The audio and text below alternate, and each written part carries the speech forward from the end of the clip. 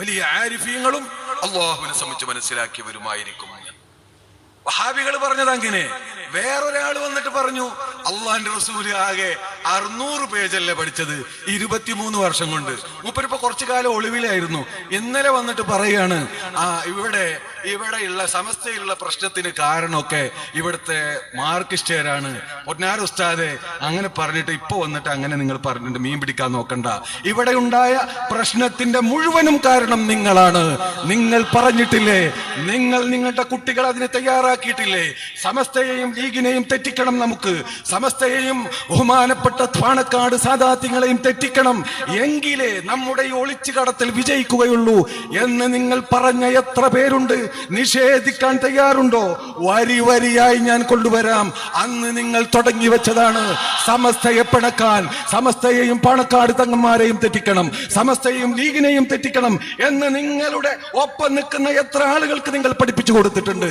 എന്നിട്ട് കലങ്ങി എന്നിപ്പോ തോന്നിയപ്പോ മീൻ പിടിക്കാൻ വന്നതാ. നിങ്ങളെ വെറുതെ വിടുമെന്ന് വിചാരിക്കണ്ട. നിങ്ങൾ എന്താ പറഞ്ഞത്? അള്ളാന്റെ റസൂല് 23 വർഷം കൊണ്ട് 600 പേജേ പഠിച്ചിട്ടുള്ളൂ. എന്ത് തമ്മാടിത്തമാണിത്? ഇത് എവിടെ നിന്ന് കിട്ടിയതാ നിങ്ങൾക്ക്? ഇതൊക്കെ അംഗീകരിച്ചു തരുമെന്ന് വിചാരിക്കുന്നു. മാത്രമല്ല, നിങ്ങളുടെ മക്കൾക്ക് പഠിപ്പിച്ചു കൊടുത്തിട്ടില്ലേ? ബഹുമാനപ്പെട്ട സദഖത്തുല്ലാഹിൽ ഖാഹിരി തങ്ങൾ പറഞ്ഞതും നമ്മുടെ ഉലമാ മുഴുവനും അംഗീകരിച്ചു വന്നതും മഹാനായ ഗൗസുൽ ആദം തങ്ങളെ 1000 വട്ടം വിളിച്ചാൽ അവരുടെ മദദ് കിട്ടുമെന്ന് ഉമ്മത്ത് പഠിച്ച് പ്രവർത്തിച്ചു വരുന്നതാണ്. അതിനെ നിങ്ങൾ കളിയാക്കാറില്ലേ?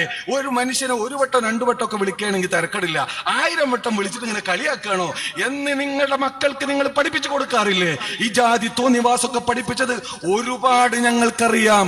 അന്തരീക്ഷം കൂടുതൽ മലിനമാക്കണ്ടെന്ന് കരുതി ഞങ്ങളത് പറയാതിരുന്നതാണ്. പക്ഷേ സമസ്തയെ കളിപ്പിച്ച് സമസ്തയിൽ ഭിന്നിപ്പുണ്ടാക്കി നിങ്ങൾ അതിൽ നിന്ന് ഇസ്തിഗ്ലാൽ ചെയ്യാൻ വന്നാൽ എണ്ണി പറയാൻ തുടങ്ങുകയാണ് എന്തെല്ലാം കാര്യങ്ങൾ. ബഹുമാനപ്പെട്ട മഹാന്മാരായ മദ്ഹബിന്റെ ഉലമാഇന്റെ അഭിപ്രായത്തെ പടച്ചുണ്ടാക്കിയ നിയമങ്ങളെന്ന് നിങ്ങളുടെ കുട്ടികളോട് നിങ്ങൾ പച്ചയായി പറയാറില്ലേ? ലേഖനത്തിൽ എഴുതിയില്ലേ? എന്റെ കയ്യിലുണ്ട് നിങ്ങളുടെ ലേഖനം. അയിമ്മത്തിന്റെ അഖ്വാലുകളെ, മദ്ഹബിന്റെ ഉലമാഇന്റെ ആറായിനെ പടച്ചുണ്ടാക്കിയ നിയമങ്ങൾ എന്ന് പറഞ്ഞുകൊണ്ട് തള്ളിക്കളയാറില്ലേ? ഇവിടുത്തെ മഹാന്മാരായ ഉസ്താദുമാര് സ്വീകരിച്ചു വന്ന പാരമ്പര്യമായ സൂക്ഷ്മതയിൽ അധിഷ്ഠിതമായ ഒരു ദീനും ഒരു പ്രവൃത്തിയൊക്കെ ഉണ്ട്. അതിനെ സംബന്ധിച്ച് പൗരോഹിത്യമെന്ന് പറഞ്ഞ് നിങ്ങൾ ആക്ഷേപിക്കാറില്ലേ? വേണോ എണ്ണി പറയാം, മാലപ്പടക്കം പോലെ. അതുകൊണ്ട് ഞങ്ങളത് ഇതൊന്ന് ശരിയാവുകയാണെങ്കിൽ ശരിയായിക്കോട്ടെ. കുറെ നല്ല കുട്ടികളുണ്ടല്ലോ, ഇയാളുടെ കെണിയിൽ പെടാത്ത കുറെ നല്ലവരുണ്ട്, നല്ല സ്ഥാപനങ്ങളിൽ പഠിച്ചത്, നല്ല ഉസ്താദുമാരെടുത്ത് പഠിച്ചവര്.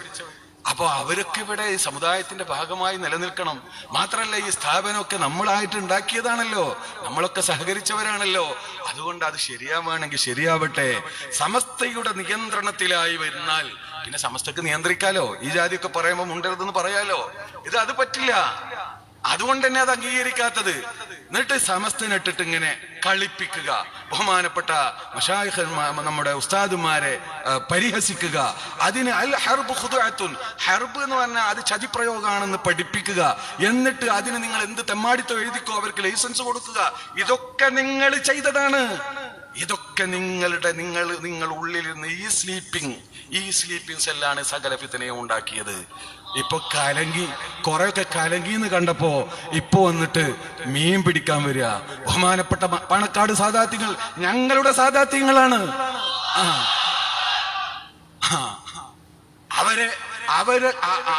അവരെ വെച്ച് മുതലെടുക്കാൻ ശ്രമിച്ചാൽ ബഹുമാനപ്പെട്ട ആരും തെറ്റിദ്ധരിക്കരുത്. എന്റെ പ്രിയപ്പെട്ട പ്രവർത്തകരോട് എനിക്ക് പറയാനുള്ളത്, ബഹുമാനപ്പെട്ട ജിഫ്രി തങ്ങളെ ഇവിടെ ഒരുത്തനെ ആക്ഷേപിച്ചു. നമുക്കതിൽ വിഷമുണ്ട്. പക്ഷെ നമ്മൾ അവരെ പോലെ ആവാൻ പാടില്ലല്ലോ. അവര് എന്ന് പറഞ്ഞാല് അധികാരത്തിന് വേണ്ടി ഇങ്ങോട്ടും അങ്ങോട്ടും ഒക്കെ ചാടുന്ന ഒരു തരം അവരുടെ സംസ്കാരാണോ പണ്ഡിതന്മാരാകുന്ന നമുക്കുണ്ടാവേണ്ടത്? അഹ്ലുസുന്നത്തി വൽ ജമാഅത്തിന്റെ ആദർശവാഹകരായ നമുക്കുണ്ടാവേണ്ടത്. ബഹുമാനപ്പെട്ട ജിഫിരി തങ്ങളെ പറഞ്ഞപ്പോഴുള്ള അതേ വേദന തന്നെയായിരിക്കും നിങ്ങൾ മഹാന്മാരായ പാണക്കാട് സാദാത്യങ്ങളെ തൊട്ടാലും ഞങ്ങൾക്കുണ്ടാവുക. അതുകൊണ്ട് അവർ മഹാന്മാരാണ്, അവരെ അന്തസ് ഇവിടെ കാത്തു സൂക്ഷിക്കപ്പെടുക തന്നെ ചെയ്യും. അതിലൊന്നും ആർക്കും സംശയം വേണ്ട. ഇവിടെ സുന്നത്ത് ജമാഅത്തും ഇവിടുത്തെ രാഷ്ട്രീയ പാർട്ടികളും തമ്മിൽ ഒരു പ്രശ്നമില്ല. പക്ഷെ ചില ആളുകൾ തെറ്റിദ്ധരിച്ചിട്ടുണ്ട്. ആ തെറ്റിദ്ധാരണ തിരുത്തണമെങ്കിൽ നിങ്ങളുടെ തൊലി ഉരിക്കണം. ഇനി ഞങ്ങളുടെ പണി അതാണ്. ഒരു ഹർഫ് വിടാതെ പുറത്തു വിടാൻ പോവുകയാണ്. എന്തൊക്കെ തെമ്മാടിത്തം നിങ്ങൾ ചെയ്തു, എന്തെല്ലാം ചെയ്തു നിങ്ങൾ. ഈ അവസാനം ചെയ്തതും ഒരു ഭാഗത്ത് മസ്ലഹത്ത് ചർച്ച എന്ന് പറയാം, എന്നിട്ട് ബഹുമാനപ്പെട്ട പാണക്കാട് തങ്ങളും കുഞ്ഞാലിക്കുട്ടി സാഹിബും ബഹുമാനപ്പെട്ട ജിഫ്രി തങ്ങളോട് സംസാരിക്കാൻ വേണ്ടി കോഴിക്കോട് വരിക. ഇതൊക്കെ അവർക്കറിയാം. അത് എത്തുന്നതിന് മുന്നേ അവരവിടെ പ്രഖ്യാപിക്കുക സെക്രട്ടറി ആയിട്ട്. ആരെയാ നിങ്ങൾ ധിക്കരിക്കുന്നത്? ഇതൊക്കെ സമൂഹത്തിനോട് ഞങ്ങൾ പറയും. ഇത് മാത്രമല്ല, എത്ര ഘട്ടങ്ങൾ.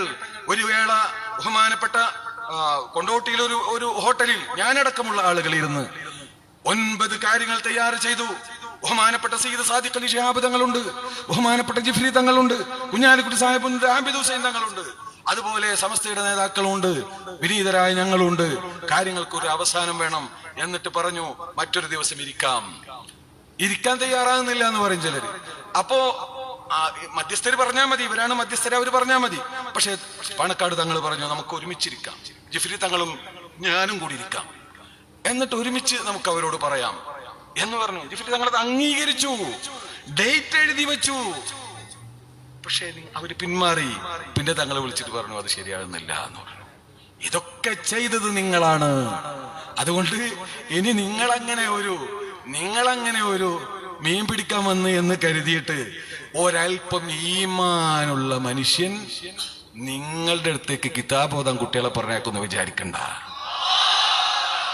ഇമാം ഖാളി ഇയാദ് പറഞ്ഞില്ലേ, ഇത്തരത്തിലുള്ള തോന്നിയാസം പറയുന്ന ആളുകളുടെ അരികിലേക്ക് അയാൾ ദീനീ വിദ്യാഭ്യാസത്തിന് നേതൃത്വം നൽകുന്നുണ്ടെങ്കിൽ അയാൾ അതിൽ നിന്ന് തടയൽ വലിയുൽ അംറിന്റെ മേൽ നിർബന്ധമാകുന്നു. ഇമാം ഖാളി ഇയാദ് പറഞ്ഞിട്ടുണ്ട്. അങ്ങനെ വലിയുൽ അംർ അത് തടഞ്ഞാൽ പോലും പിന്നെ അത് പറയാൻ പറ്റുമെന്ന് അതും ചർച്ച ചെയ്യുന്നുണ്ട്.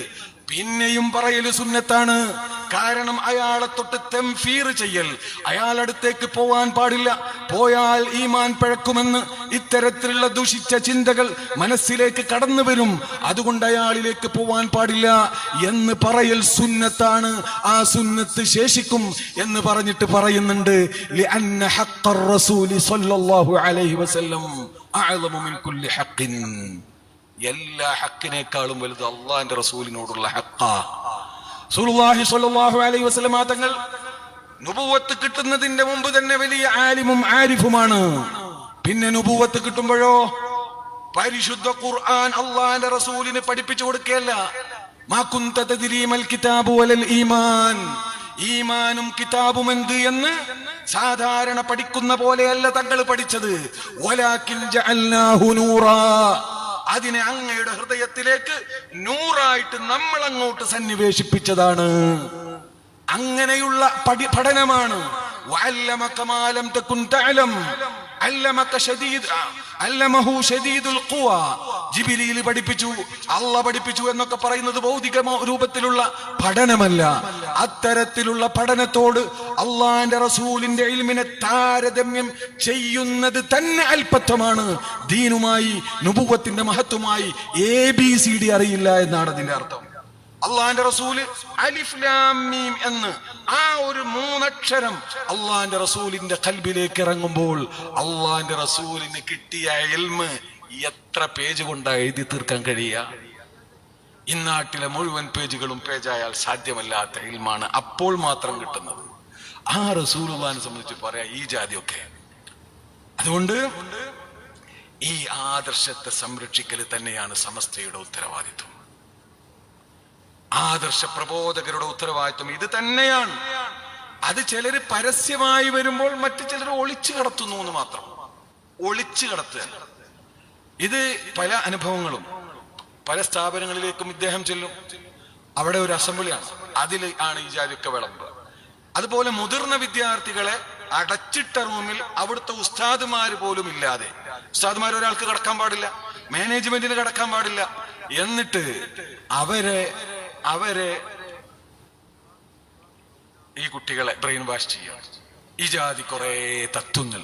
ഇയാളുടെ അബുദാബിയിൽ ഇയാളുടെ ഒരു മസൂല് ഒരു ഇഖ്വാനി നേതാവായിരുന്നു. അയാളിൽ ആകൃഷ്ടനാണ് ഇയാൾ. അയാളുടെ ഇത്തരത്തിലുള്ള വികലമായ ആശയങ്ങൾ ഈ കുട്ടികളിലേക്ക് കുത്തിവെക്കുന്നു. എത്രയെത്ര സംഭവങ്ങൾ ഞങ്ങൾ അറിഞ്ഞതുണ്ടെന്നറിയോ? ഞങ്ങളിത് പറയാതിരുന്നപ്പോ അതൊക്കെ എന്തോ ഒരു ലുഅഫാണോ എന്ന് തെറ്റിദ്ധരിച്ചോ? തെറ്റിദ്ധരിക്കണ്ട. ബഹുമാനപ്പെട്ട പരിശുദ്ധ ദീനിനെ സംരക്ഷിക്കും. പക്ഷെ പരമാവധി കോലാഹലല്ലാതെ ഇതൊക്കെ ഒന്ന് അവസാനിച്ച് സമസ്തയുടെ നിയന്ത്രണത്തിലായി തന്നെ വരികയാണെങ്കിൽ വരട്ടെ എന്ന് കരുതി കാത്തു നിന്നു. പക്ഷേ അതൊക്കെ കഴിഞ്ഞു. എല്ലാ സാധ്യതകളും അടഞ്ഞ പോലെ ഇനിയും വന്നാ ഓക്കെ, ഉസ്താദുമാർക്കാരുടെ കയ്യിലാണ് തീരുമാനം. പ്രത്യക്ഷത്തിൽ അങ്ങനെയാണ്. എന്തൊക്കെയായാലും ശരി, ഇനി ഇതൊക്കെ നമുക്ക് തുറന്ന് പറയാനുള്ളതാണ്. നിഷേധിക്കാൻ വന്നാൽ അപ്പൊ നമുക്ക് കൂടുതൽ പറയാം. അതുകൊണ്ട് ഞാൻ പറഞ്ഞത് വളരെ ഗൗരവമുള്ള വിഷയമാണ്. ഇത് ഉത്തരവാദിത്തപ്പെട്ട ആളുകളിൽ നിന്ന് നമുക്ക് വളരെ കൃത്യമായി കിട്ടിയിട്ടുള്ള കാര്യമാണ്. പാണക്കാട് സാദാത്യങ്ങളെയും സമസ്തയും തെറ്റിക്കണം. ഇയാൾ എന്ത് ചെയ്തു? സമസ്ത തീരുമാനം എടുത്തപ്പോ തീരുമാനം എത്രയോ ആലോചിച്ചെടുത്തു, എത്രയോ ചിന്തിച്ചെടുത്തു. അതിനുശേഷം പിന്നെ ഇയാൾ ഓരോ സ്ഥാപനങ്ങളിലും നടന്നു, രക്ഷിതാക്കളുടെതേക്ക് നടന്നു. അവിടൊക്കെ പോയിട്ട് ഇതിനോടുള്ള വിരോധമല്ല. ഇത് സുന്നത്ത് ജമാഅത്തായിട്ട് ഞാനൊരു പ്രശ്നമില്ല. ഇത് പാണക്കാട് തങ്ങളുള്ള വിരോധമാണ്. ഇങ്ങനെ പറഞ്ഞ് പറ്റിച്ചു. കുറെ ആളുകൾ അതിൽ തെറ്റിദ്ധരിച്ചു. ഒന്നുണ്ട്, ബഹുമാനപ്പെട്ട പാണക്കാട് സാദാത്യങ്ങൾ ഒരുപാട് ഉത്തരവാദിത്തമുള്ള ആളുകളാണ്, വലിയ മഹാന്മാരാണ്. അവരുമായി ഒരുമിച്ച് തന്നെയാണ് നമുക്ക് പോകേണ്ടത്. അവരുടെ ഇൽമിനെ ചോദ്യം ചെയ്യാനൊന്നും നമ്മളാരും ഒരുക്കമല്ല. ബഹുമാനപ്പെട്ട ഉമർ ഫൈസി അങ്ങനെ പറഞ്ഞിട്ടുമില്ല. അങ്ങനെ വല്ലതും പറഞ്ഞിട്ടുണ്ടെങ്കിൽ, അങ്ങനെ തെറ്റിദ്ധാരണ ഉണ്ടായിട്ടുണ്ടെങ്കിൽ അതിനൊക്കെ ഉസ്താദുമാർ അതിന് വേണ്ടത് ചെയ്തോളും. അത് തിരുത്തേണ്ടതുണ്ടെങ്കിൽ തിരുത്തും ചെയ്യും. അതൊന്നും നമ്മുടെ വിഷയമല്ല. ഒരു വിഷയം വന്നാൽ ആ വിഷയം ഇപ്പൊ ഒരു ഖാദിയാകുമ്പോ നിക്കാഹ്, ഫസ്ഖ് ഇങ്ങനെയുള്ള വിഷയങ്ങളൊക്കെ വരും. ഇതൊക്കെ നോക്കാനും മനസ്സിലാക്കാനും കഴിവില്ലാത്ത ആളുകളാണ് ഇവര് എന്നൊന്നും നമുക്ക് ആർക്കും അഭിപ്രായമല്ല. അങ്ങനെ നമ്മൾ അഭിപ്രായം പറയേണ്ടതുമില്ല. ബഹുമാനപ്പെട്ട പരിശുദ്ധമായ ദീനിന് നമ്മൾ ഇതുവരെ സ്വീകരിച്ചു വന്ന ഒരു രൂപമുണ്ട്. ആ രൂപത്തിൽ തന്നെ നമുക്ക് മുന്നോട്ട് പോകണം. അവിടെ നമ്മൾ നമ്മളുടെ ഇടയിൽ വിള്ളലുണ്ടാക്കാൻ ഇത്തരത്തിലുള്ള വഞ്ചകരായ ആളുകൾ പ്രവർത്തിക്കുമ്പോൾ അതിനെ നമ്മൾ മനസ്സിലാക്കി ഉണർന്ന് ചിന്തിച്ചുകൊണ്ട് കരുതലോടെ മുന്നോട്ട് പോകാൻ നമ്മൾ തയ്യാറാവണം. അല്ലാഹു സുബ്ഹാനഹു വ തആല ആ ഒരർത്ഥത്തിൽ തന്നെ നമുക്ക് മുന്നോട്ട് പോകണം. നമ്മുടെ നേതാക്കൾക്ക് അതിനൊക്കെയുള്ള കരുത്തും അതിനൊക്കെയുള്ള ഹിമ്മത്തും അതിനൊക്കെയുള്ള തൗഫീഖും തഅയീദും ഉണ്ടാവണം. അതിനൊക്കെ വേണ്ടി നിങ്ങളൊക്കെ എപ്പോഴും ദുആ ചെയ്തുകൊണ്ട് വളരെ കരുതലോടുകൂടെ നല്ല നിലയിൽ പ്രവർത്തിച്ച് മുന്നോട്ട് പോകാൻ ശ്രമിക്കണം. അല്ലാഹു തൗഫീഖ് ചെയ്യുമാറാവട്ടെ എന്ന് പറഞ്ഞ് ബഹുമാനപ്പെട്ട ഹുബൈബ് വാഫി ഇവിടെ പ്രസംഗിക്കാൻ വന്നിട്ടുണ്ട്. അതുകൊണ്ട് ഞാൻ നീട്ടിക്കൊണ്ടു പോകുന്നില്ല. പറയാൻ കുറച്ചുകൂടെ കാര്യങ്ങൾ പറഞ്ഞു വെക്കാനുണ്ടെങ്കിലും ഇൻഷാ അല്ലാഹ് സമയം വൈകിയതുകൊണ്ട് ഞാൻ പറയുന്നില്ല. ഇൻഷാ അല്ലാഹ് മറ്റൊരു അവസരത്തിൽ പറയാം. എൻ്റെ പ്രിയമുള്ള പ്രവർത്തകരോട് നമ്മൾ ഒരിക്കലും നിരാശപ്പെടേണ്ടതില്ല. പരിശുദ്ധ ദീൻ എന്നും ഇങ്ങനെയൊക്കെ തന്നെയാണ് പോയിട്ടുള്ളത്. വലിയ വലിയ കടമ്പകൾ കടന്നു.